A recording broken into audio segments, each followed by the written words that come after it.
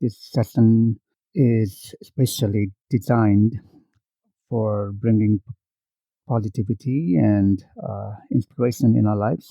And today, our topic is about the difference between being effective and being successful. So, we'll be delving into the various things that can affect our being effective in our lives and in our professional or personal lives, and at the same time, what success entails. So, is there a difference between effectiveness and being successful, or are they the same thing? So, this is what we'll be talking about today, and the session today will be around 45 minutes.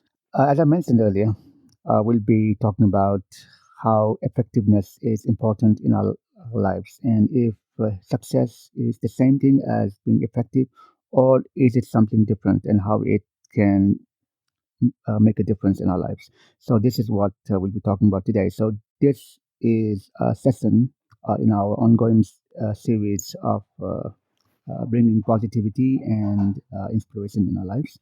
So I'll be briefly laying down the foundation of our topic and our dialogue today.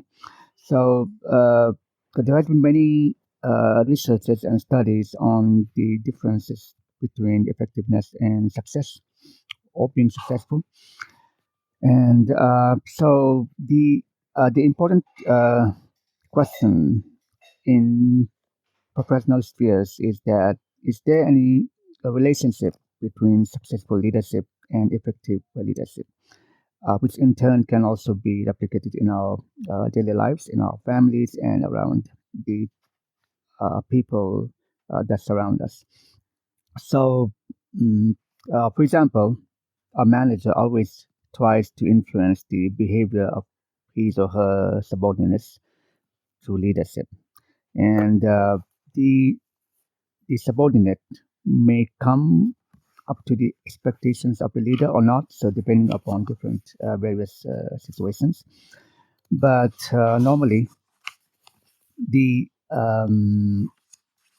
the subordinates may come in terms with the manager's directions,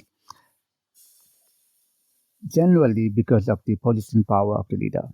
Because the leader has that power in that position, the the subordinates follow him or her.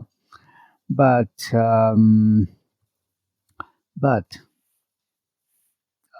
is that person successful? So that is the basic question we'll be asking today. And at the same time, there has been another research on this, and so it tries to find out the difference between the successful and effective managers. When we say we need good managers, are we looking for effective managers, or are we looking for successful managers? And to start with, the first difference that has been found is that a successful manager normally is more focused on his or her individual position and the promotion that he wants to achieve. While in the second, the effective manager, the manager is more focused on the whole team. So it's not only him, but also the other team members or subordinates that work with him. So we'll be delving into that. So to begin with, let me welcome Damodar sir. Damodar sir, namaste. How are you doing? Namaste, good morning to everybody. So, we are talking about the leadership, I believe. Is it so, Kumarji? Yes, we are. Yeah, and how we So, can replicate that in our daily lives. uh, so when we talk of leadership, just giving a thought what really leadership is.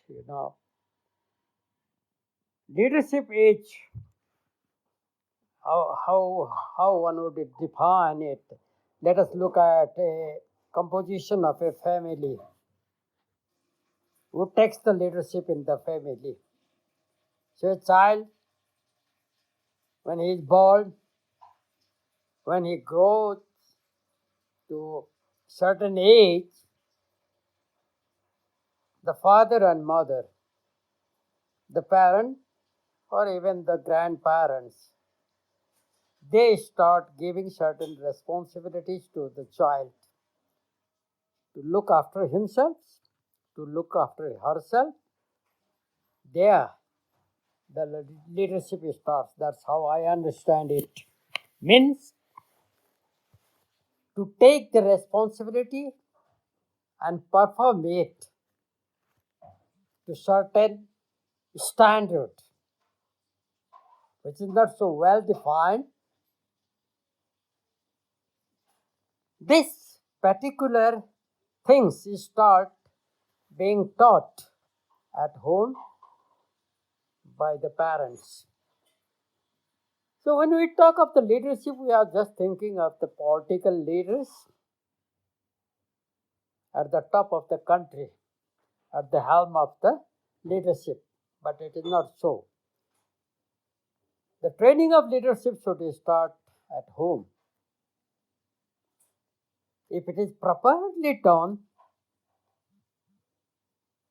if parents hand over the leadership to the children, and how can it be done? It can be done. It should be explained to the children.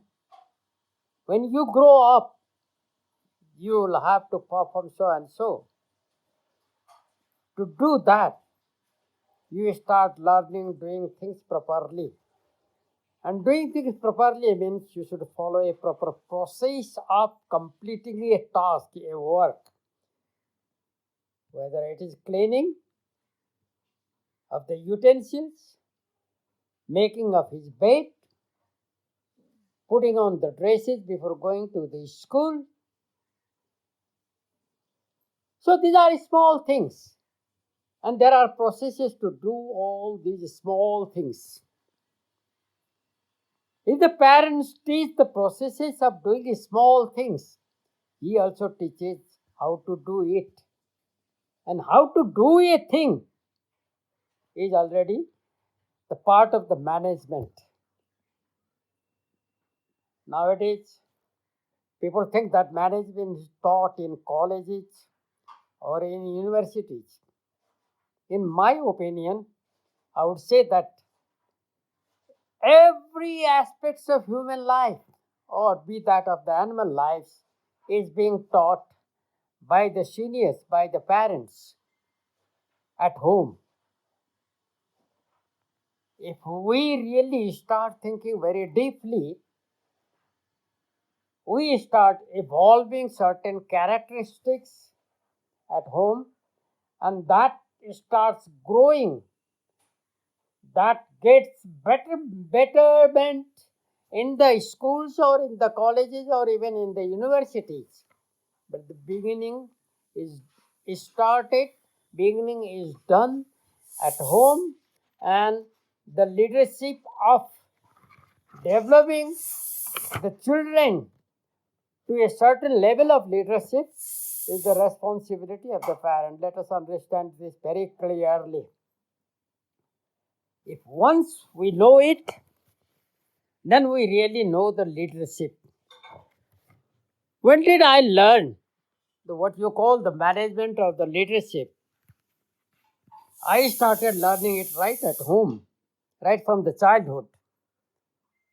My parents, they had given all the responsibilities to all the children. We are 9 among us.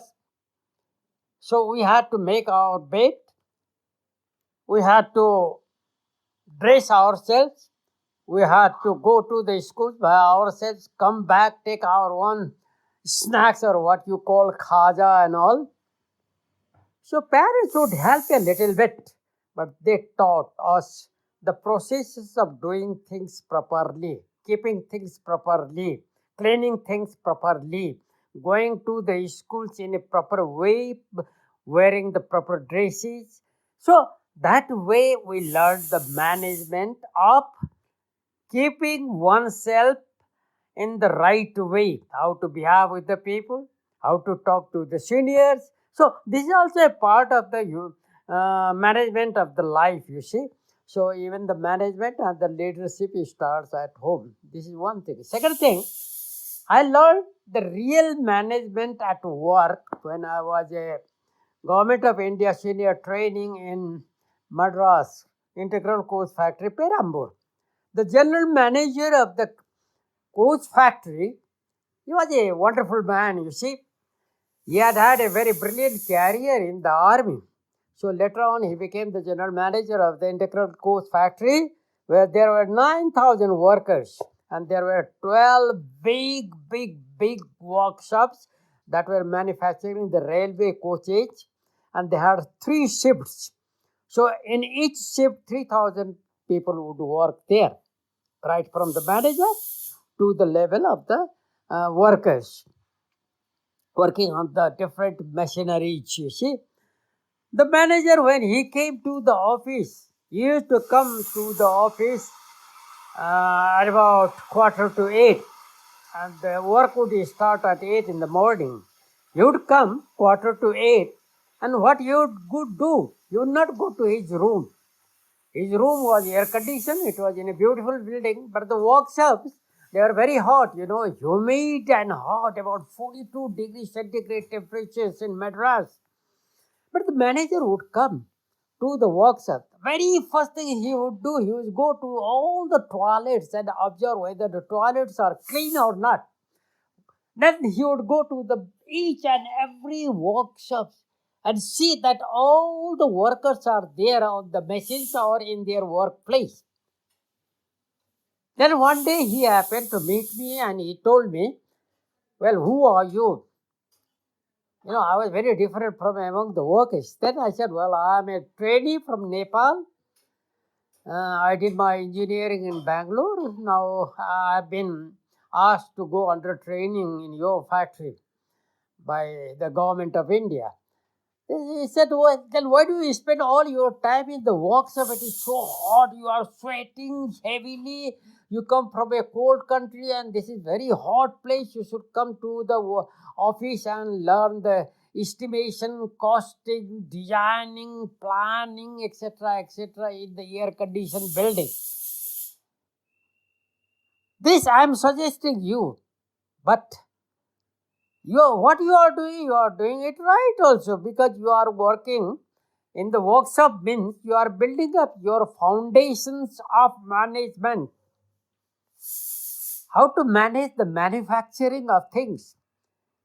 So he taught me, if anyone wants to be really a successful manager, he should come down to the ground level and see that all the workers work properly, they come in time, and they are looked after by the management as well. If they have any problem, whether that of he himself or that of his family, that should also be looked after very properly. Management can be best, not that there is a manager and he orders and the workers have to do it willingly or unwillingly. A good manager, he doesn't take all the powers in his hand.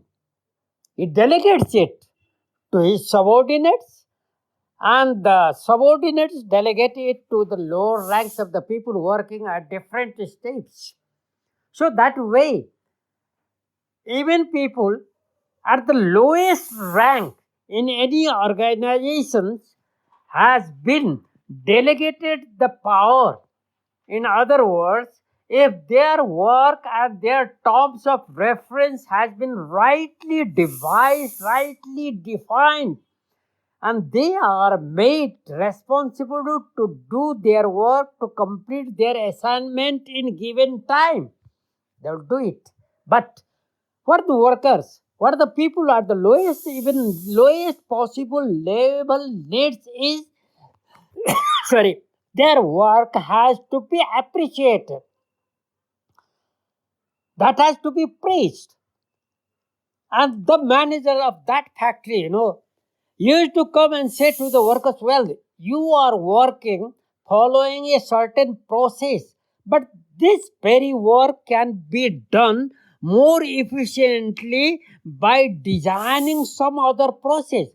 Why don't you get yourself involved in finding out a new method to do the same work so that time will be saved? Once you save the time means the cost will be lower. So I would like to, give you a bonus if you find out a new method of doing the same thing and saving the time, saving your own effort. You'll get bonus. You'll be elevated. You'll be promoted. So that way, you'd go to the floor level and encourage even the people working on the basis to find out a new method. So he was encouraging those machine workers even to find out to get involved in innovations and designing. You see, what a great manager he was, what a great leader he was. So a leader, if he really wants to be a successful one, whether be it in the political arena, be it in the social work, be it in the manufacturing, be it in the service area, he has to come down to the floor level. He should know all the works of each and every worker under him, and he should be in position to appreciate him. He should not try to take all the credits of the success a manufacturing unit or an organization really gets. He should give that admiration, that praise to the workers working under him. And he should work as if he has no title. If he follows all these small methods of how to manage the people, how to manage the workers, how to manage the officials, how to manage his subordinates, he becomes the most successful managers. A good manager, a good leader, never tries to get to take all the credits by himself. You would be always telling, well, we are successful not because of me, we are successful because of all of us.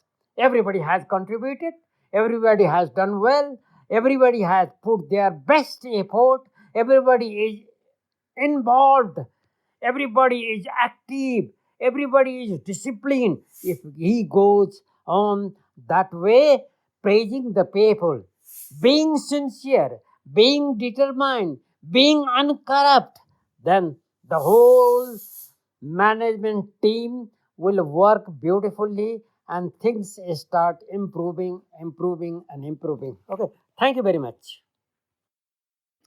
Thank you, Damrosat. And you, in detail, explained about the qualities of a good leader. So I think a good leader should not be more focused on his or her personal success and should give more credit to his or her team members and also groom them rather than grooming oneself and putting the focus on oneself. So that is what I understood from your uh, explanation. And it is really true because as I was mentioning the study uh, by a by a scholar named Lutens, which I'll be going into in a while. So let me first welcome Sonaji here and also Sushmaji and all other listeners down below, Mary, Dawa, Bebe, and Yamuna. And also thank you, Mari, for sending me the link which I've pinned above. There's a TED talk by Jürgen Appello, and maybe yeah, our listeners can listen to that later and save that link. So let me go to Sonaji and briefly ask her what she thinks about the difference between an effective person and a successful person. So is it the same thing? Are all successful people effective or not? So this is the question I would like to put to Sonaji because this is very important in our lives. So we have to think really practically and implement them in our own lives so that so that we become good managers, good uh, team members, or good members of our family. So thank you, Sonaji. Hello, everyone. It's a very, I think it's a very good topic, and the distinction between an effective leader and a successful leader is that I think effective leader believes that what he's been planning will make a positive impact for him and his team for the time being, and it's which is I think most of the leaders do while they are in the leadership. But what a successful leader does is they leave behind a legacy that continues through generations, which paves a path for upcoming generations for a long time. So, leadership is about not one person leading everybody, but it's about leading the entire community or group of people, but where oneself believes that he is also part of the herd. But at time when he has to protect the herd, he can be the warrior who takes one for the herd as well. And that's, I think, the true meaning of a leadership for me. We have a lot of entrepreneurs in the world, but we have very few visionaries who not only think about a group of people or a country or a community, but they take the entire human race along with them. There are so many marvels that have helped the entire human race. And it is only a byproduct of one visionary, because we have a lot of effective leaders in a group. There might be more than one leader sometimes because there are a lot of effective minds, but what a visionary does is it combines and it uh, marches in the path where he knows that when we combine all the effective minds we can create a successful vision that benefits more than just the group, just the herd. I always, whenever I'm thinking of a leadership that I relate to, I think Mahindra Tata. I think he's my true meaning of leader, because he singularity he believed in other people more than he believed in himself, and that's another quality I really admire about a leader, because a true leader believes in his employees, the people who have put faith on him, because it requires a huge amount of effort and trust to build an organization that marks a legacy that the entire world looks up to. Um, every time his company makes a profit, he makes sure that he donates big chunk of it and gives back to the community, because success does not belong to one person. It never does. Behind one successful people, there are hundreds and thousands and millions of hands that nudge or push or pull them a little more, and that's how they move forward towards that success. So people always only see the person who's successful, but there are a lot of hands behind it. And a true leadership understands that even though he is the face of success, but he knows there are thousands and hundreds of people who have devoted their time and effort to put the person or the company or the product where it stands today. And those are the people who actually make a remarkable impact on the society in any field that we have seen as of day till now. Thank you. Thank you, Sonaji. Yes, indeed. A leader always discredits himself or herself and gives due credit to his team members And so in doing that, he may not be successful, but he will be effective because he has paid attention to all the details. And in fact, effectiveness is defined as doing the right thing at the right time. So if you want to be effective, we always have to do the proper thing when that action is most needed. And in doing that, uh, maybe or may not be, so it is not certain if we will achieve the so-called success, the power, the position, the money, or the achievement that we so want to achieve. But will be cherished by our own team members, and that in turn, I think, builds that legacy that you're talking about, Sonaji. So thank you for your intervention, and I'd like to invite the listeners also to chime in if they feel so inclined. And Sushma, after a long time, I'm seeing you here. So would you like to add something, Sushma, please? Okay, Mala, and hello everyone. Thank you for giving me opportunity.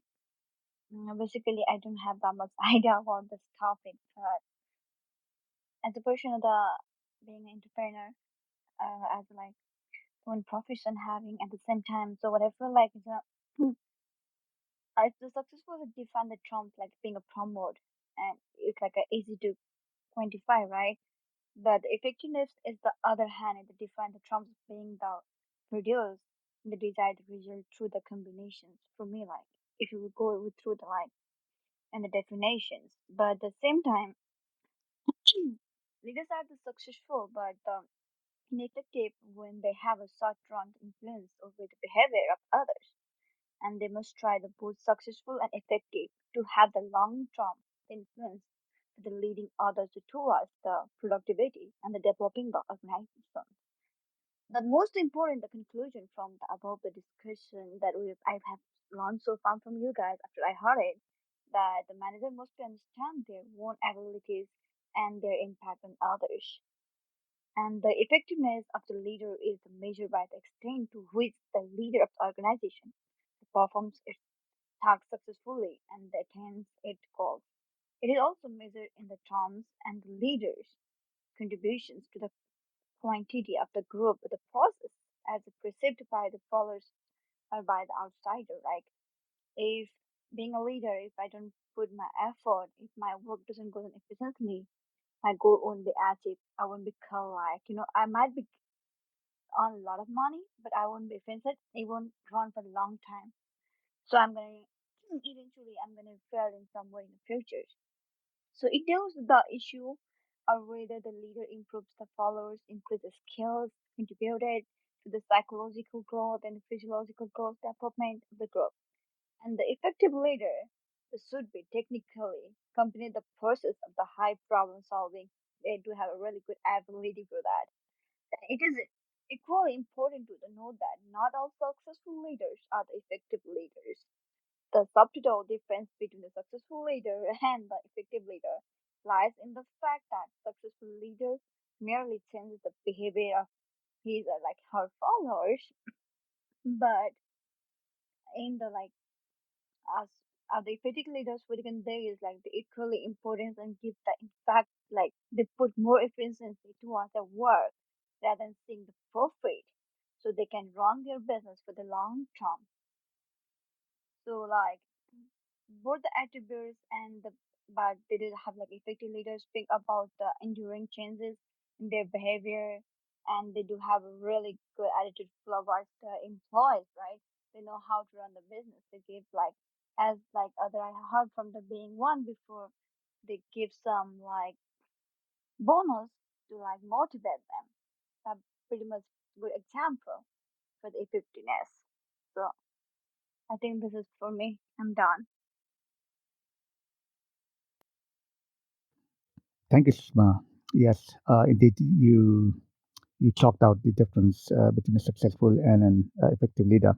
That is very important. I think, let me come back again to practical terms because here we are talking to the findings of a research or our observations in our own life, but how we implement that in our daily life. So this is very important. So I know you are from a medical background, and also Sonaji is currently working in that field. And whenever I think of effectiveness and success, I think of a situation like this. So when a doctor is treating a patient, so would he be focusing more on the success of the intervention, or would he or she be focusing more on the effectiveness? So by saying that, would he be focusing on doing the right things at the right time? So as dictated by the guidelines, the ethics, and the best practices, even if it may not lead to a successful treatment. So I think we have to bear that in mind, that first of all, we need to focus on being effective. And because that the roadmap is is is or will be designed so that it will lead to a successful outcome, but that is not guaranteed. So just to be successful, um, would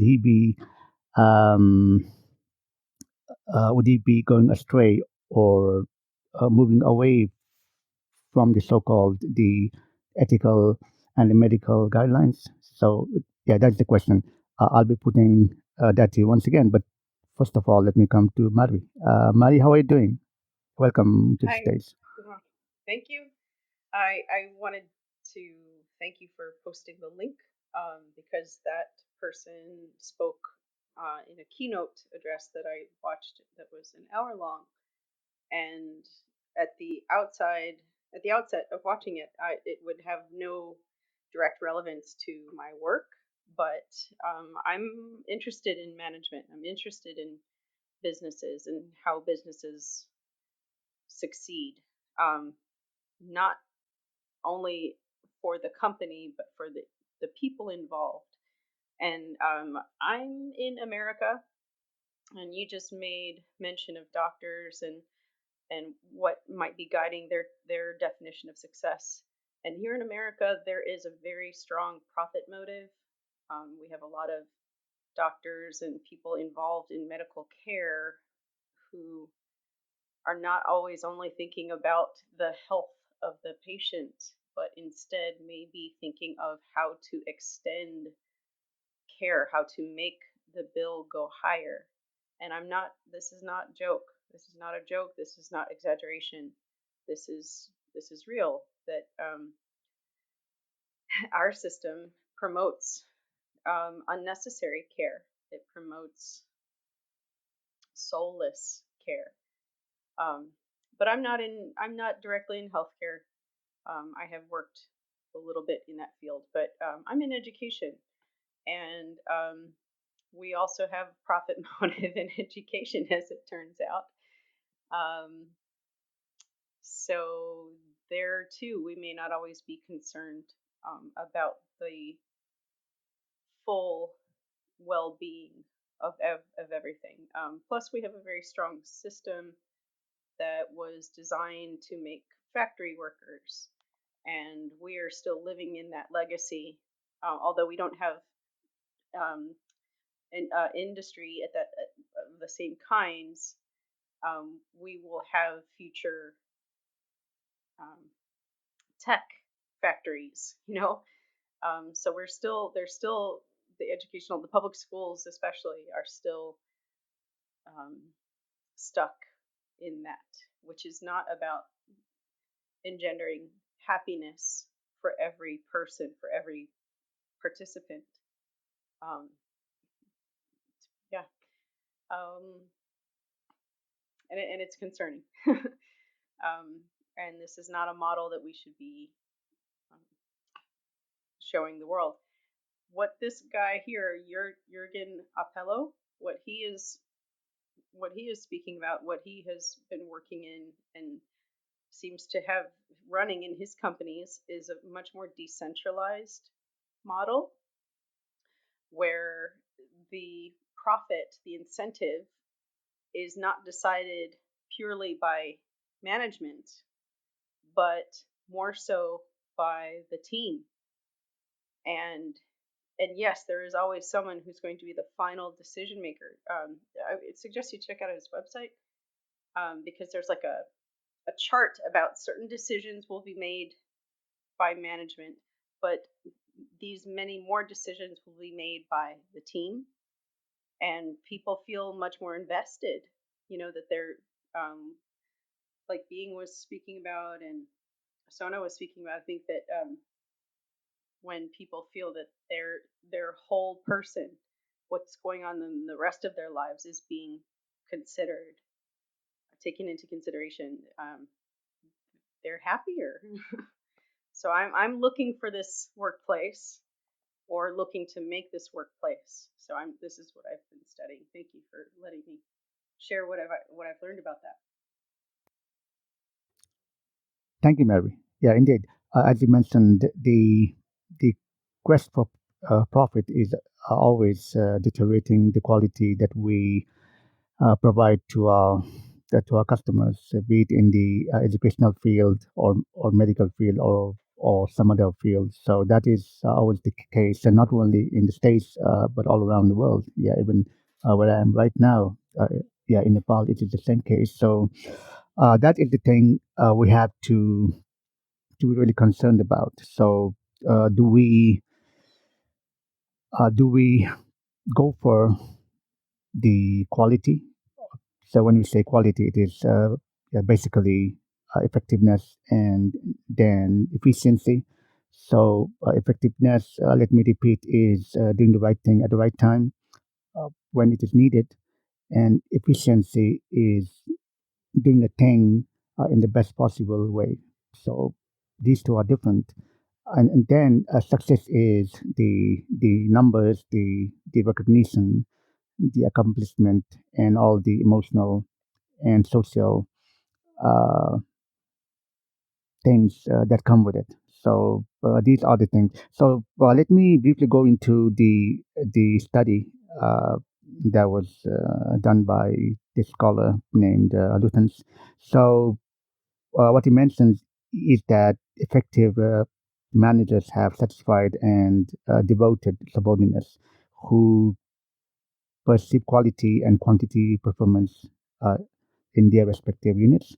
So they have a higher level of satisfaction, commitment, and performance. And whereas successful managers, because they give relatively more attention to network. So when you say networking, yeah, it can be about socializing or politicking or interacting with outsiders, suppliers, and buyers. So because they want to reach a certain position and they want a faster promotion uh, trend, right? Uh, but effective managers are more into motivating their team members, reinforcing them, their belief systems, or even their good aspects, and they are adept at managing conflict, and they know how to better staff their teams and their organizations, and they pay attention to training and development. So they are more popular in their teams and in their companies, but that does not guarantee success. Uh, yeah, as I mentioned earlier. So this is a dialogue that we are holding, and we can implement these things right today. So it is not only talking in this room, but let us carry that to our actual daily lives, where we, as Sonaji mentioned, give credit to other people. So let us make a habit of giving credit to everything other people are doing for us, and not take that credit for ourselves. So when we do that, uh, the the whole perception about you would change in the eyes of others, and they will be respecting you more. Uh, and then also let us pay attention to other people's emotions, their state of minds, and the problems they may be facing. So let us not complain, but let us contribute to the general well-being and the the overall development of other people. So let us say, shall I help you? Do you have any problems? So if somebody arrives late, let's not ask why did you arrive late, but then let's say, um, was there anything that was bothering you? Did anything happen? So this whole shift in the behavior can also change our relationship. So I think this is very important, and uh, uh, we should also learn how to manage conflict. So let us not try to escalate the conflict, but then to diminish the conflict and to resolve it. So we should be working in these areas in our own personal and even intimate lives. So this is, I think, very important. So if you like to, if somebody would like to say something about it, you can, Damodar sir or Mary or whoever feels like it. Okay, so Damodar sir, yeah, would you like to add something and then okay. Yeah, what would I like to add? Let us look at the real leadership and the way things are managed in our country, in every organizations, be it political or manufacturing or service area. Why are we failing? Let us really deal with it a bit deeply. See, whenever a ministry is formed and the portfolios are distributed to the elected members of the parliament to look after the ministry without taking into considerations, without taking into account a particular candidate or a particular parliamentarian chosen for the post of the ministry, the prime minister or the first among the ministers, he does not look after the past performance of the man to be chosen to give a certain portfolio. So without having the knowledge, experience in the field he is going to undertake, how can he perform successfully? That is a very big question. When we look at the development of the leadership in any organization, any institutions, that should come right from the bottom. I give you one example right now. Beer Hospital has added one new building with the facility of 1,000 beds, very newly constructed, completed. There is the chief executive officer, whatever you call it, or the director to look after the whole administrations, be it the medical administrations, personnel administrations, general administration, financial administration, janitorial administrations, or whatsoever the different types of works that are undertaken in a hospital. Very newly, they had procured and got installed water treatment, sewage treatment plant. And the plant is supposed to run with the power, electrical power. So before installing the plant, the supplier had even trained the man to look after that very plant, what has to be done. He was taught about the process to undertake, what has to be done, and what would be the product, what would be the end product of that sewage treatment plant. So it was installed, it was commissioned, it was operated and sold to the people concerned there.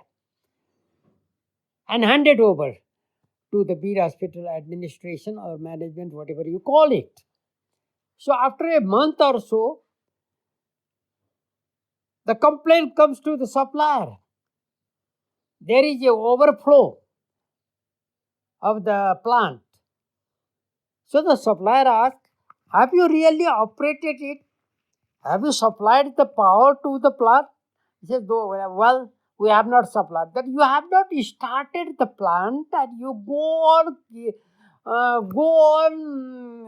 supplying the wastewater to that plant, means there will be definitely a overflow.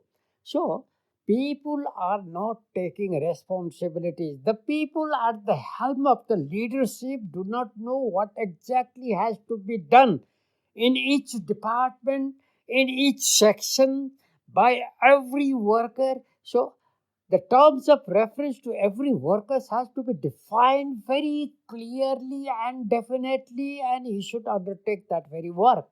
That is not done. That is not done almost in any institutions in our country. And things start failing. Things start deteriorating. Same thing applies to almost all the medical equipment. No hospital has proper technicians or an engineer to maintain those equipments. There are equipments costing crores of rupees, but you look at whether they have the proper engineer or technician trained to maintain those equipment, to replace the worn out parts, to find out the defects the machine has. No, none. Then they say, well, our machine has broken. MRI machine has been broken down. Our scanning machine has been broken down. Our X-ray has been broken down. Our electron microscope supplied by the Japan, after not even being operated, has been broken down. My God, this is the situations we have. So to do any work, there has to be a man properly trained about the background of training, should have the background of knowledge, training, experience to perform the work that is not there. So a leader should come up right from the bottom and should take the leadership of any institutions and look after it that it is run properly.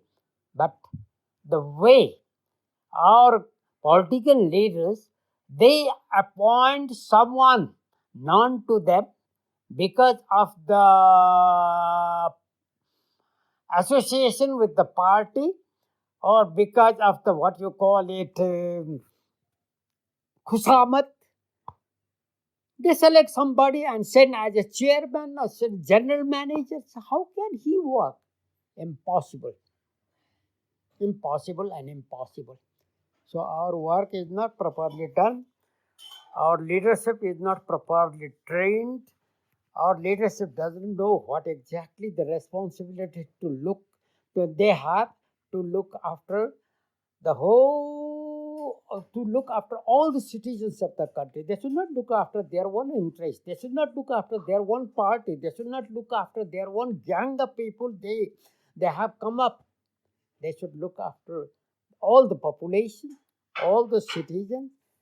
They should work for the larger interest of the people. If they have that very ideology and find out the proper people to do the work, everything starts being worked properly, things start improving.